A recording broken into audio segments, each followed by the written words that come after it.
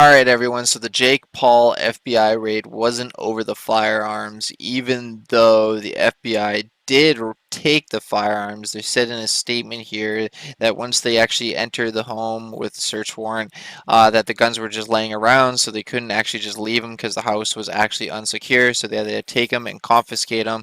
And in a previous video that Jake Paul actually uploaded, you can see here in this photo that he has just guns mounted on the wall, which Calabasas announces gun safety ordinance, which states the ordinance requires any firearm stored in a home to be locked in a container or be disabled with a trigger lock approved by the California Department of Justice. So Jake Paul could definitely get in trouble for having those guns mounted on the wall, but the FBI wasn't there for that. Jake Paul actually owes Uncle Sam more than $2 million in unpaid federal taxes. Not paying your taxes could actually be a federal offense, and Jakey could actually face up to 5 years for tax evasion. The FBI added in a statement saying that the agents were investigating allegations of a criminal act surrounding the incident at Scottsdale Fashion Square in May during the rioting/looting. And this might be due because this guy here might be holding one of Jake's guns. And even though Jake Paul denies looting and vandalizing in a mall at the protests, you can see him clearly accepting a bottle of vodka, so they might be investigating that possibly too. And the cherry on top of the cake, the big bombshell in this all, multiple women allegedly drugged at Jake Paul's house party. That's right, so this was a statement posted online stating a big warning to those with teenage daughters. My daughter was at a party in Calabasas last night for YouTuber Jake Paul.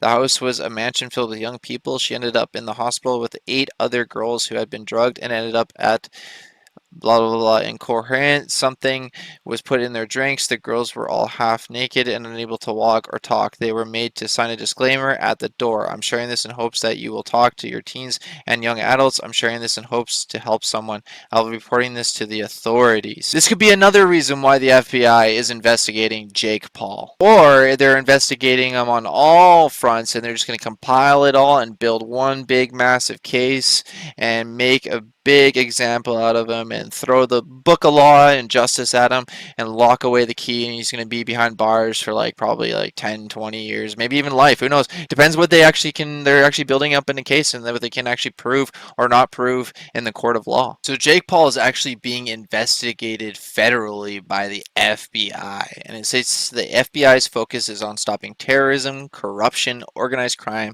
cybercrime, and civil rights violations, as well as investigating serious crimes such as major thefts or murders. I just thought I'd add at the very end that the FBI stated that Jake can still get the firearms back. We're told if he wants the guns returned, he will have to show he owns them and provide proof of purchase.